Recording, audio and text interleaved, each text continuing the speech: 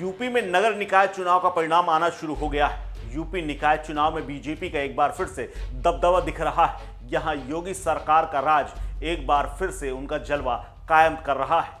Mayor के 17 सीटों पर हो रहे चुनाव में से बीजेपी 16 पर आगे चल रही है। सिर्फ आगरा की सीट ऐसी है जहां बीएसपी आगे चल रही है, यानी सपा शून्य की तरफ बढ़ रही है। इसके अलावा राज्य की नगर पालिका सीटों की बात करें तो 199 सीटों के लिए हुए चुनाव में बीजेपी विपक्षी दलों पर भारी पड़ती दिख रही है। बीजेपी 199 सीटों में से 66 सीटों पर बढ़त बनाए हुए है। वहीं सपा 30 पर और बसपा 17 सीटों पर आगे चल रही है, जबकि कांग्रेस पार्टी 2 पर, जबकि 34 सीटों पर अन्य लोगों ने बढ़त बना रखी है। नगर पंचायत की बात करें तो 544 सीटों में से 93 पर बीजेपी बढ़त बनाए हुए है, 66 पर समाजवादी पार्टी आगे चल रही है, जबकि बीएसपी 29 सीटों पर आगे चल रही। वहीं कांग्रेस 4 सीटों पर आगे चल रही, जबकि 103 सीटों पर अन्य लोग आगे चल रहे हैं। इसके अलावा अगर कानपुर की बात करें तो यहां मेयर चुनाव में बीजेपी आगे चल रही है। यहां से मेयर प्रत्याशी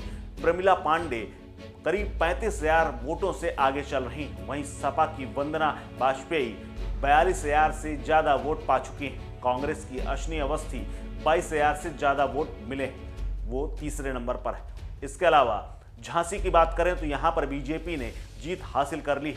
बीजेपी के बिहारी लाल आर्य ने 50,000 से ज्यादा वोटों से जीत हासिल की है। बिहारी लाल ने अपने निकटतम प्रतिद्वंदी और सपा उम्मीदवार सतीश जतारिया को हरा दिया है। यहां से कांग्रेस उम्मीदवार अरविंद कुमार बबलू हुआ करते थे।